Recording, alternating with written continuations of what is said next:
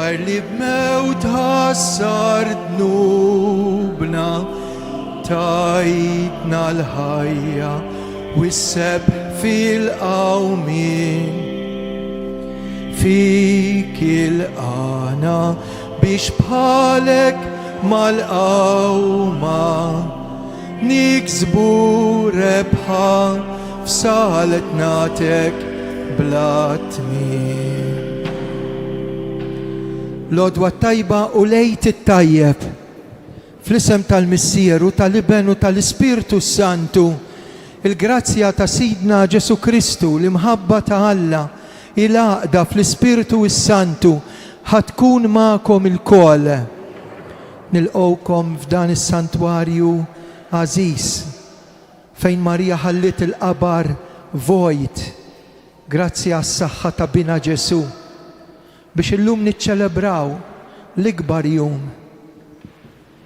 li m'għandux lejl, jum li m'għandux tmiem. Kristu rebaħ id-dnub, ix-xitan u l-mewt. U din ir-rebħa għamilha għalik, għamilha għalina. Għalik bir-raġun kull nar ta' ħadd, jum lejt ninġabru niċċelebraw l-Ewkaristija, bir-raġun dal-għodu wara r-randan imqaddes nitolbu l-Mulej jaħfrilna u nlisnu l-glorja li fir-randan ma tlabnijiex. Żmien penitenzjali li wassalna għal din ir-rebħa. Nistqar l-Alla li jista' kollox, li l-kom ħuti li jiena dnibt ħafna bil-ħsieb, bil-kliem u bl-emin, billi ħallejt id-dmirijieti, ħtija tiegħi, bl-ikbar ħtija tiegħi. Għalhekk nitlob il-imqazza Marija dejjem Verġni, l-anġlu u l-qaddisin kollha u li l-kom ħuti biex titolbu għalija. Ħajħenna għalina Alla li jista' kollox, jaħfrilna dnubietna u jwassalna fil-ħajja ta' dejjem. Ejjew issa ngħiduha bil-qalb wara li skitna din it-talba tul ir-randan kollu.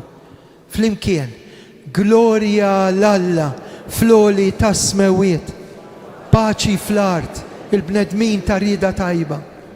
Infaħruk, inberkuk, nadurawk, natuk ġieħ, inroddulek ħajr għal glorja kbira tiegħek.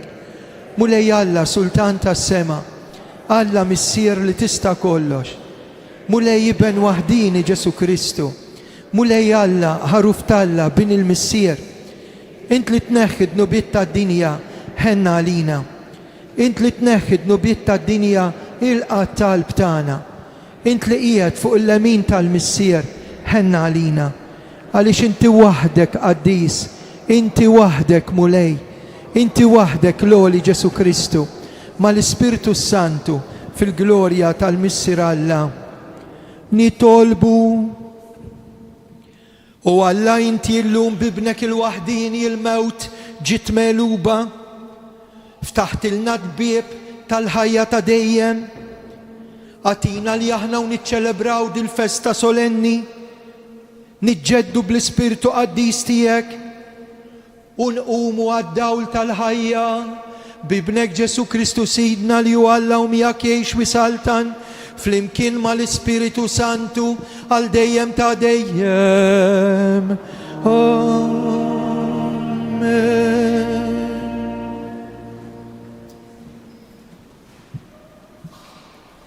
Qarriem il-ktieb tal-Atti tal-Apostli. F'dak iż-żmien Pietru qabad jitkellem u qal: Intom tafu b'dak li ġara mal-Ludija kollha, ibda mill-Galilija, wara li Ġwanni kien xandar il-Mamudija. Tafu kif Alla konsagra lil Ġesu ta' Nażaret bl-Ispirtu Santu u bil-qawwa, u kif dan Ġesu għadda jagħmel il-ġid u jfejjaq lil dawk kollha li kienu maħkuma mix-xitan. Għax Alla kien miegħu. U aħna xuta dak kollu li hu għamel fl-art tal-Ludija u f'Ġerusalemm. Tawh il-mowt billi dendluh mal-għowda tas-salib. Imma Alla qajmu mill-imwiet fit-tielet jum u għamel li hu jidher mhux lil kulħadd imma lix-xhieda li Alla għażel minn qabel, lilna li miegħu kilna u xrobna wara l-qawmin tiegħu mill-imwiet. Lil nordnalna biex inxandruh lil poplu u niġdu li dan u dak li Alla għamlu mħallef tal-ħajjin u tal-mejtin. Il-profeti kollha jiġdu għalih u jgħidu li kull min jemmen fih jaqla l-maħfra ta' dnubiet bis-saħħa ta' ismu. Il-kelma tal-mulej. Roddu ħar lil Alla. Salmi sponsorjali ngħidu flimkien dan hu l-jum li għamel il-mulej ħanifirħu nitennu fih Alleluja. Dan hu l-jum li għamel il-mulej ħanifirħu nitennu fih Alleluja. Faħru lil-mulej għaliex hu tajjeb għax għal dejjem it-tieba tiegħu. Ħajjgħidu li Iżrael għal dejjem it-tieba tiegħu ngħidu flimkien dan hu l-jum li għamel il-mulej ħanifirħu nitennu fih Alleluja. Il-leminija tal-mulej il-fuq merfuqa. Il-leminija tal-mulej għamlet wejjeġ taħila. Ma mut imma nibqa' ngħix u nħabbar l-emejjel tal-mulej ngħidu flimkien dan hu l-jum li għamel il-mulej ħanifirħu nitennu fih Alleluja. Il-ġebla li warbu l-bennejja saret il-ġebla tax-xewka. Bis-saħħa tal-mulej seħdan ħaġa tal-għaġeb f'għajnejna ngħidu flimkien dan hu l-jum li għamel il-mulej ħanifirħu nitennu fih Alleluja.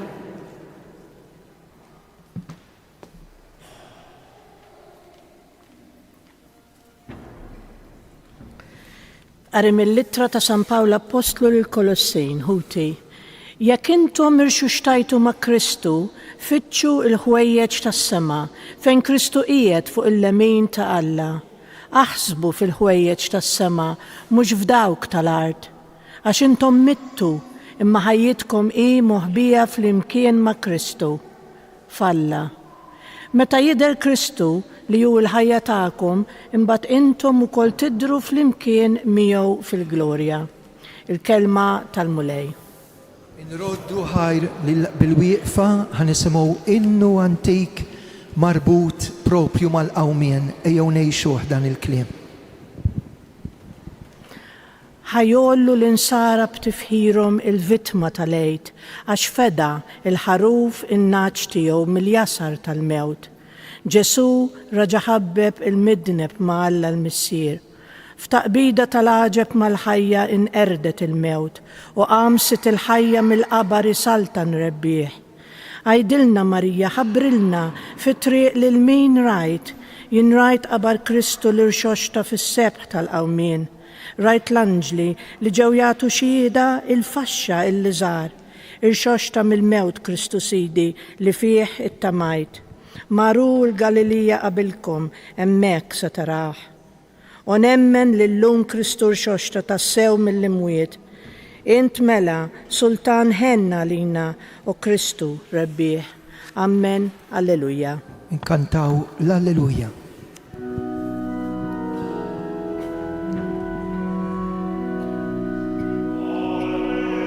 Alleluia, alleluia, alleluia, alleluia, alleluia, alleluia, alleluia,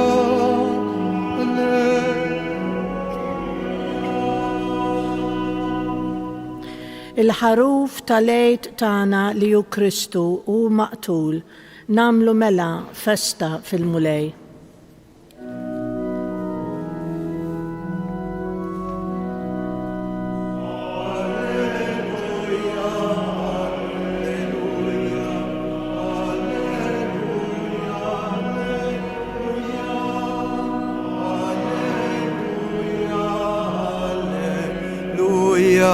Alleluia, alleluia, alleluia.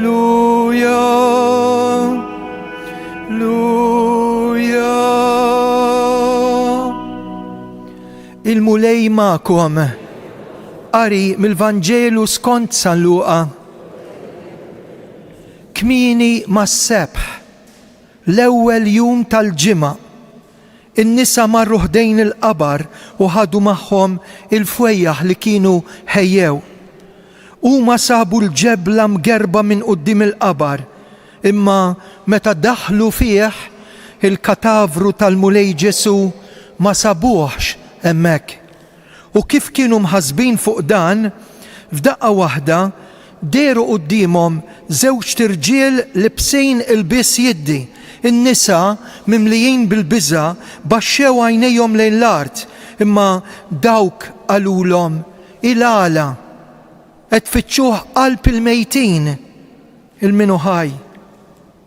Mhuwiex hawn, imma qam, ftakru x'kien qalilkom meta kien għadu fil-Galilija meta qal jeħtieġ li bin il-bniedem jingħata f'idej il-midinbin, ikun mislub u fit-tielet jum iqum mill-imwiet u huma ftakru fi kliemu telqu lura minn ħdejn il-qabar u marru jagħtu l-aħbar ta' da kollu lil-11 u l-oħrajn kollha.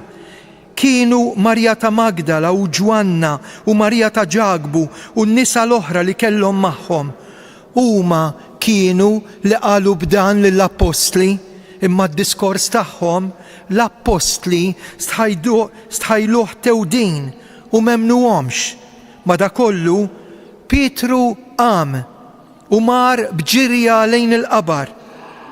Dbaxxa biex iħares, imma ma rax ħlief faxex u reġa' lura id-dar maġġeb b'kull ma kien ġara.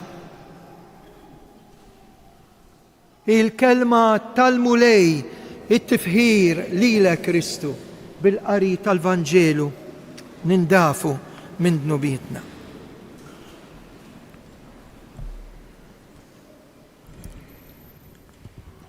L-iktar ġurnata li l-bniedem tagħtih sens min jaf kemm hawn minna hawnhekk żgħar jew kbar u jisaqsu imma jien għalfejn qed ngħix.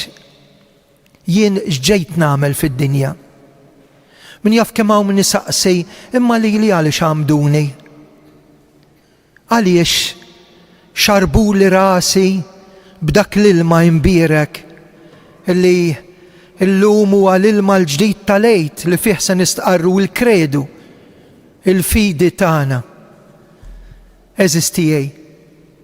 Illum huwa l-ikbar jum, il-jum illi fih Ġesu ħalla qabar vojt. Kieku tiġri xi ħaġa bħal din illum il-breaking news kollha, għax ta' kollox sabet soluzzjoni d-dinja nistgħu ngħidu.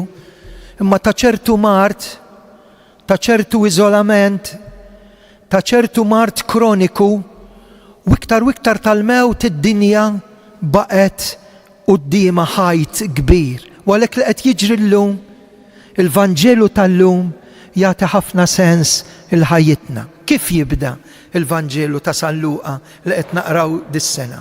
Kien għadu id-dlam kmieni dawk in-nisa bil-fwejjaħ f'idejhom marru ħdej il-qabar.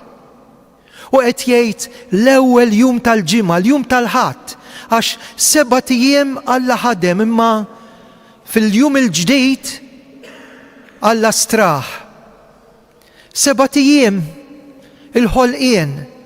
Immissa fl-ewwel jum tal-ġimgħa hemm il-qawmien. U għalhekk aħna kull nhar ta' ħadd ninġabru biex infakru dak li ma nistgħux ma nfakrux. Minnu nisrani veru jgħidlek jien ma nistax ngħix mingħajr il-quddiesa tal-ħadd. Jien jekk nemmen veru ma nistax nibqa' mingħajr l-Ewkaristija tal-jum tal-ħadd. U dawn in-nisa minn kmieni, għax qed jgħid minn kmieni, għax aħna niġu l-Knisja bid-dlam ġo moħħna. Niġu hawnhekk bit-tewdin. Iż-żgħażagħ in-nistana jiġu hawnhekk bil-konfużjoni. Imma veru, x'inhu veru? Veru dak li aħna ngħidu li nemmnu fih imma warbuh. Madwar 90% tal-Kattoliċi Maltin li fadal jgħidu li jemmnu falla. 90. Imbagħad il-waqa ta' dak li huwa ir-reliġjon fil-prattika għalfejn għandi nħobb, għalfejn għandi naħfer. U fl-aħħar mill-aħħar immur il-Knisja u ma mmurx. U l-quddies u għax għandi nemmen fil-mejtin fl-aħħar mill-aħħar fader. ħadd ma mar u ġie.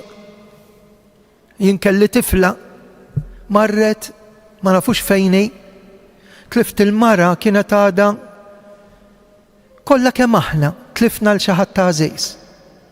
U x'in niġu quddiem dawn ir-realtajiet jiena ninduna u ngħid imma Kristu għax ġie, għax twilet fqir, kellu jissellef saħansitra qabar fejn ipoġġuh, fejn jitfnuh. Imma Kristu ħalla l-qabar vojt. U hawnhekk l-ewwel diffikultà li kellew dawk in-nisa, min se jgerbilna l-ġebla? Jiena ħadd pjaċir ninnota illi barra l-eluf ta' nies illi marru wara d-duluri, barra l-ħafna nies li ħamis ix-xirka marru ħdej Ġesu Ewkaristija, konna ngħidulhom is-sepulkru, illum ngħidulu l-altar fejn jistrieħ l-Ewkaristija ta' ripożizzjoni. Imbagħad il-ġimgħa morna nbusu s-salib tagħna, nżilna naduraw l-għowda tas-salib għax hemmhekk sibna li s-salib tiegħi għax minn m'għandu s-salib għandu domna ħajgħaddi minn dak li għadda Kristu, ħajgħaddi mid-tbatija. U l-bieraħ bil-lejl u din hija għalija rajt ħafna knejjes il-bieraħ, Malta partikolarment, illi n-nies ma ħallewx il-Kristu fuq is-salib, imma ġew biex bl-alleluja iħabbru li Kristu. Il-mewt għalih ma kienieċ full stop, u għalhekk il-mewt għalina mhux full stop imma koma biex nidħlu f'ħajja ġdida.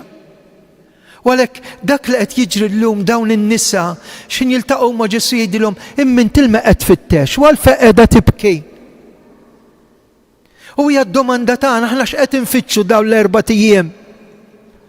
X'qed nofrulhom liż-żgħażagħ tagħna? X'qed toffri Malta tagħna, s-soċjetà tagħna f'dik li hija il-valur veru kemm għandu raġun Kristu. Kemm għandu raġun Kristu. Dawk in-nisa imbagħad jiltaqgħu ma' 2 min nies lebsin l-abjad. Kienu l-anġli li qalulhom intom qed tfittxu hawnhekk il xi ħadd li hu ħaj. Tfittxux il-ħajjin qalb il-mejtin. Ġesu rebaħ l-mewt. Imma rebaħa għal żewġek li miet, għal missier li huwa mejjed, għat tifla tiegħek li mietet, u għalija u għalik għax jien fil-kju. U jekk int għadek ma fimx li jint fil-kju, ifhem li dik koma u mhux full stop. Għax ħafna nies qed jaħsbu full stop u jiġu quddiem ħajt u jiddispraw. U għandna. U jien m'iniex aħjar ma' ħadd ieħor. U allura dawk in-nisa marru biex jgħidulhom isma' m'għadux hemm. Aħna qegħdin infittxu dak li hu mejjed, dak li jispiċċa. Tinduna l-qalb tan-nies u anke l-żgħażagħ tagħna li forsi ngħidulhom isma' ma jimpurtax b'dawk is-sustanzi tinsa ftit, ittaqqab hemm, snifja hemm, għaddi minn hemm. Imbagħad Alla jaf minn xiex qed ngħaddu, ġimgħa kbira s-sena kollha. Inkaxkru mhux il-ktajjen, il-pisijiet li rbatna ma' qalbna u ma' saqajna. Għax jien m'għadniex nemmen li hemm ħajja oħra, Fader ħadd ma maru ġie. Ma kien hemm wieħed li maru ġie. U jien nemmen fih. U jien m'għammet fih. U jien ngħix għalih. U jien se ngħix miegħu. Illum nixtieq illi f'din il-ġurnata kbira meta fl-aħħar tal-qudiesa nagħtu barka partikolari nistieden in-nies min jista' li imbagħad nidħlu fil-parti ta' wara tal-artal. Ħalli llum nifhmu iktar is-sens tal-messaġġ tal-Madonna ta' Pinu. Il-Madonna ta' Pinu għandha messaġġ marbut mhux mal-mewt imma mat-tama, mhux mad-dnub imma mal-grazzja. Mhux mal-qawwa tax-xitan imma mal-qawwa tal-Alla, għalhekk ħanistedinkom għax il-Madonna minn dik il-kappella ċkejkna u minn dik il-kwadru ċkejken talbet il-Karmela Grima 8 in-nies jgħidu 3 Ave Marijiet u jgħiduhilhom l-tfal għax jiġu hawnhekk anke minn Malta u minn Għawdex u ma jafux ġara, kapaċi jduru l-Knisja kollha u jinsew اللي jemmek hemm il-Madonna. U l-Madonna x'għandha taħt rijlejja tafu? Għandha qabar miftuħ. Jiġifieri il-Madonna wkoll ħażet koma u mhux full stop wara l-mewt. Koma ħankomplu. U l-mejtin tagħna grazzi għal Madonna li wara 3 ijiem ta' Kristu fil-qabar, 3 ijiem mitfuna bir-ruħ u l-ġisem bil-qawwa ta' Ġesu ħallit il-qabar vojt. Mela Ġesu ħalla l-qabar vojt u li hu Alla u li hu Ġesu Kristu li bħalu mawx. Imma ma kienx kuntent jiġi u jmur u ħallina taħt 4 xorok. Hemmhekk jibqa' ftit għada u ftit trab. Li inna poġġilna ruħ li tgħix. U għalhekk għandna bżonn l-Ewkaristija, it-tqarbin tal-ħadd, għalhekk għandna bżonn il-kelma tal-Alla. Tħeġġu intom u ħeġġu lil din Malta li qed tinbidel fejn l-insara ħajkunu ftit. U l-oħrajn ta' reliġjonijiet oħra jistgħu jkunu ħafna imma l-koll staqsew f'dil ġranet. Aħna ġejnaw ma nemnux, imma intom f'min temnu? Intom għax qed tmorru l-Knisja? Intom għax qed issibu sens fil-ħajja tagħkom li aħna ma sibniex? Intom x'jagħti raġun il dik id-domanda lil min qegħdin tfittxu għejnuhom liż-żgħażagħ tagħna. Nejnuha lill-familja tagħna, nejnu lill-Knisja minkejja li tgħaddi mit-tewdin li għaddew l-Apostli kif rajna quddiem l-aħbar li taw in-nisa. Ejjew aħna stess nikkonvinċu li inna nfusna ħadd ma maru ġien. Imma kien hemm wieħed li maru ġien u jiena nemmen li kull min mar ma sabx full stop kbira. Ara ftit kemm kellek nies li mietu. Imma kienu jemnu fil-Madonna u fil-qawmien it-tluħ glorjuż tal-ġisem tagħha fis-sema. Kienu jemnu fuq kollox mingħajr ħafna skola imma fidi soda ma ċċaqlaqiex li Kristu bħalu mawx għax il-mewt ma għamlitlux full stop u x-xitan ma qatx jorok idejh u d-dnub u s-serpent ma gidmuħx bil-velenu. U fejjaqna u rebbaħna u poġġa wara l-mewt tagħna koma biex imbagħad nifirħu ngawdu miegħu jekk f'din dinja. Issa ikun hemm il-paċi f'qalbna. Amen.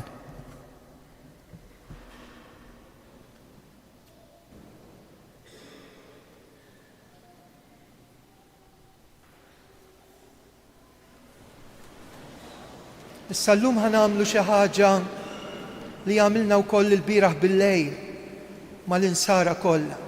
Hemmhekk dbirek l-ilma bil-fwieħa tal-balzmu. U għalhekk illum il-kredu ħanistqarruh billi niġħdu il-minu ħażin, il-min ridna ġol mewt, il-min ridna maqfulin f'qabar, imma ħana fi Kristu rbaħnielu. Niġħdu x-xitan u mbagħad għal 3 darbet ngħidu iva nemmen. Tiġħduh lix-xitan iva. Tiġħduh lill-qarrieq ta' dnub u l-mewt iva. Tiġħdu dak kollu li wassal għal ħażen u għal mewt iva. Issa ftit iktar qawwa. Iva nemmen. Iva nemmen. Meta kont tarbija ġabuk, illum trid tgħidint min ma jistax jibqa' fiskiet, ma jimpurtax. Temmen falla l-missier li jista' kollox li ħala is-sema u l-art, iva nemmen. Temmen f'Ġesu Kristu, ibnu l-waħdini u sidna, li twilet minn Marja Verġni, bata, mietu difnuh, għam minn bejn l-wiet u jgħat fin-naħa tal-lemin ta' Alla, iva nemmen. U temnu fl-Ispirtu Santu l-Knisja mqazza u Kattolika, ix-xirka tal-qaddisin, il-maħfra ta' dnubiet, il-qawma mill-imwiet u l-ħajja ta' dejjem, iva nemmen. Dini il-fidi tagħna, dini il-fidi li aħna kburin li nistqarru bi Kristu Sidna. Issa waqt li jasal l-ilma mbierek u nkantaw il-mulej għamlu s-sinjal tas-salib.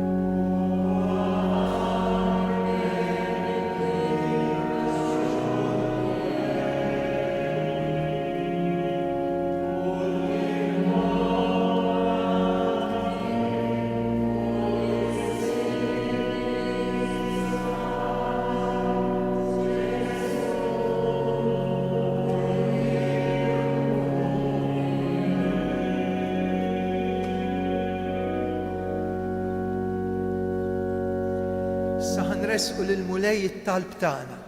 Ejjew dalgħodu nitolbu għall-Papa Franġisk li iktar bil-ġesti tiegħu minn fuq il-wheelchair tiegħu, bil-mart tiegħu ħajwassal il-messaġġ veru lid-dinja biex il-Knisja tagħti dik it-tama li ħafna pajjiżi u ħafna nies tilfu mhux biss fil-gwerer, għaw 32 pajjiż fid-dinja li qiegħed fi gwerra, imma wkoll fit-telfa li jagħmlu kontra l-ħażin. Nitolbu għar-rebħa tat-tajjeb fuq il-ħażin, nitolbu il-familji, l-aktar dawk li jiġu f'dan is-santwarju għażiż jitolbu l-grazzja, il-miraklu li ma qalgħux, hekk nitolbu għalihom bl-interċessjoni tal-Madonna, nitolbu dawk li f'dawn il-ġranet tilfu l-xi ħadd ta' għażiż għalihom u nitolbu għall-eżistana mejtin biex da s-santwarju ta' Pinu jibqa' ikun dik il-koma li taqadna mill-art għal-ġenna permezz tal-Madonna ta' Pinu. Nitolbu l-aħħar talba tista' tkun tiegħek. Dan nitolbulek bi Kristu Sidna. Amen.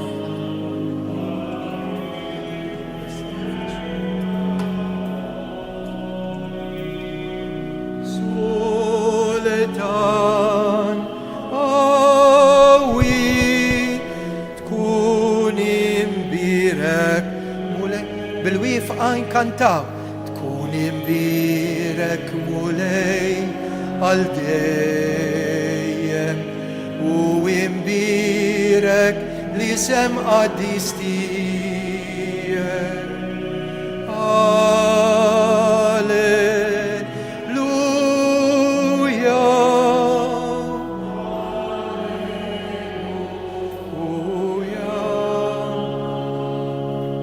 Tolbu ħuti biex is-sagrifiċċju tiegħi u tagħkom joġob l-Alla missier li jista' kollox.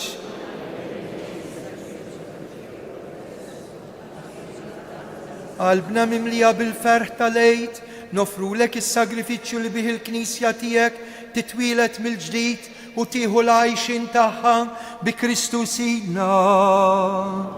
Amen. Il-mulej magħkom u nerfgħu qlubna l-fuq. U nizzuħaj l-mulej Alla tagħna. Sewwa u xieraq mulej tajjeb u taġita s-salvazzjoni tagħna. Dejjem nistqarru l-glorja tiegħek. Imma l-iktar f'dan il-jum fih ġie sagrifikat Kristu l-ħaruf tal-għid tagħna u l-ħaruf tas-sew li neħħa id-dnubiet tad-dinja. Bil-mewt tiegħu eret il-mewt tiegħi u tiegħek. U bil-qawmin tiegħu mill-imwiet aħna omna għal ħajja ġdida għalhekk mal-anġlu u l-qaddisin infaħruku bil-qalb intennulek qaddis. Is-smewiet u l-art mimlija bil-glorja tiegħek. Osanna fl-għoli tas-smewiet. Imbirek minn ġej f'isem il-mulej. Osanna fl-għoli tas-smewiet. Qaddis tas-sew int mulej u jistħoqlok it-tifħir tal-ħolqien kollu. Għax bibnek Ġesu Kristu Sidna u bil-qawwa tal-Ispirtu Santu inti tagħti l-ħajja kollox tqaddes u tibqa' dejjem tiġbor għalik familja, poplu li mintlu ix-xems anżula issirlek offerta safja għalhekk mulej ġejna quddiemek b'dawn l-offerti ikunu konsagrati lilek. Miċċo kontana nitolbuk qaddishom bl-Ispirtu tiegħek biex isiru għalina il-ġisem u d-dem ta' Sidna Ġesu Kristu li bik-mandament tiegħu qed niċċelebraw dan il-misteru għax hu fil-lejl li fih ingħata għalina ħal-ħobs radlek il-ħajr, birek, qasam, tali d-disċipli tiegħu qal ħudu, kulu il-koll minn dan għax dan huwa ġismi li jingħata għalikom.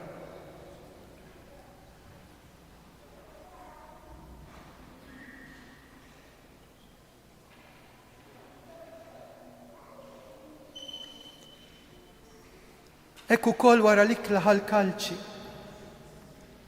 reġa' raddi l-ħajr, tali d-disċipli tiegħu qal ħudu jxorbu minnu l-koll għax dan huwa l-kalċi ta' demmi tal-patt il-ġdid li jibqa' dejjem id-demm li jixxerret għalikom u għall-bnedmin kollha għall-maħfra ta' dnubiet għamlu dan b'tifkira tiegħi.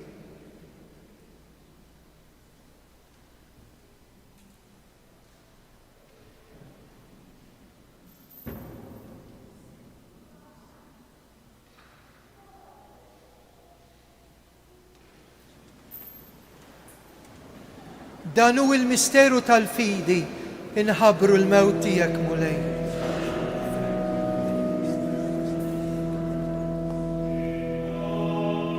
Mewt tiegħek mulej, xandru bil-ferqa mulej.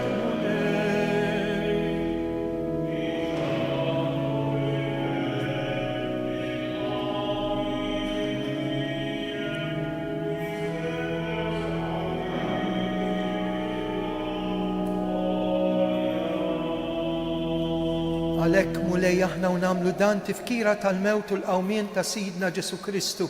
Nofrulek il-ħobs tal-ħajja, l-kalċi tas-salvazzjoni, irroddulek ħajr. Intoġbok tilqana hawn quddiemek biex naqduk. Miċ-ċokontana qed nitolbu l-Ispirtu Santu jaqadna ġisem wieħed lilna li nieħdu sem il-ġisem mid-demm ta' Kristu. Mulej iftakar fil-Knisja tiegħek imxerda mad-dinja kollha. Illum, il-jum li fih niċċelebraw ir-rebħa ta' Kristu fuq it-tnub, ix-xitan u l-mewt. Ftakar fil-Knisja mxerda mad-dinja kollha.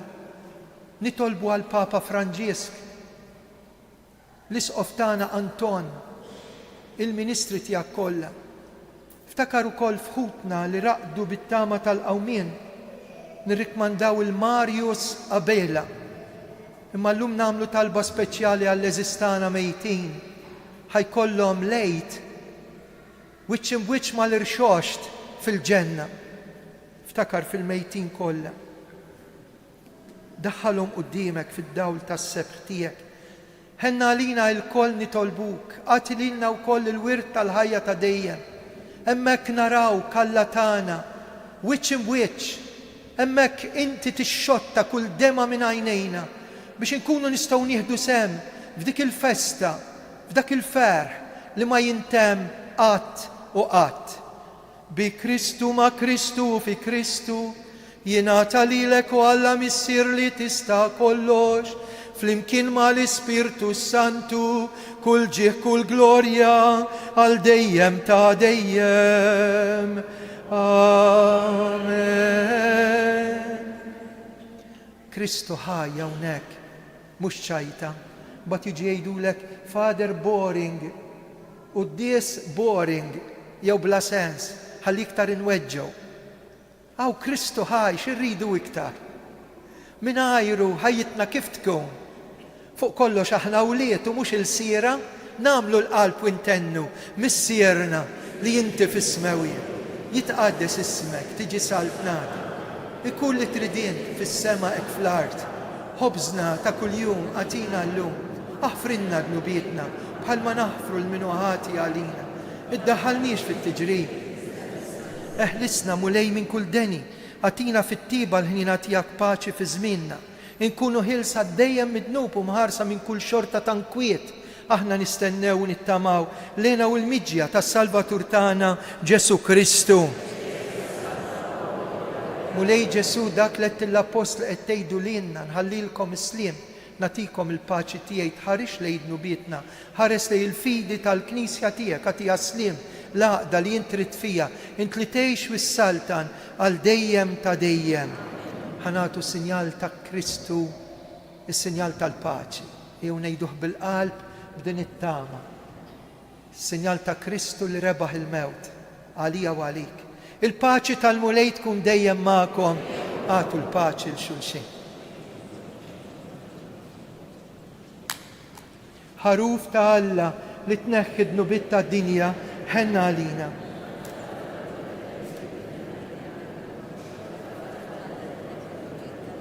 Nibqgħu bil-wieqfa sal-ħin ta' tqarbin. Dan hu l-ħaruf ta' Alla. Dan hu li jneħħi d-nubiet tad-dinja. Ħenjin dawk li huma mistiedna għal din l-ikla tal-ħaruf mulej ma jistoqlix tidħol taħt is-saqaf tiegħi. Ejt kelma waħda.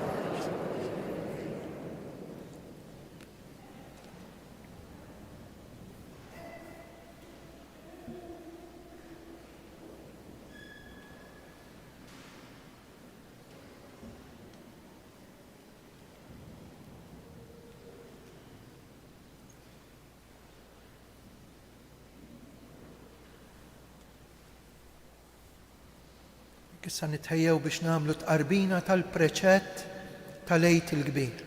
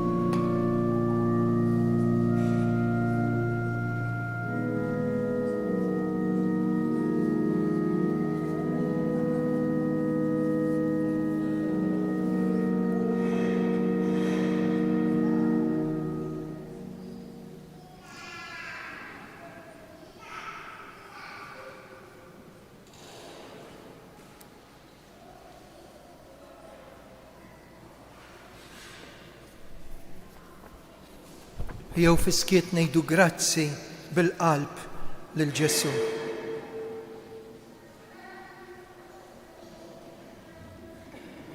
Fġieħ il-passjoni ħarxa tiegħu ħenna għalina.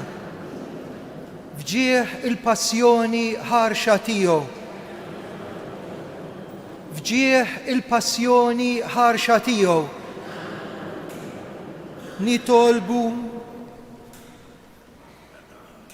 bil-grazzja u t-tiba u Alla ħares dejjem il-Knisja tiegħek, inti li dejjem ġedditta blejt u wassala fid-dawl tal-qawmina għal-ħajja bi Kristu Sidna.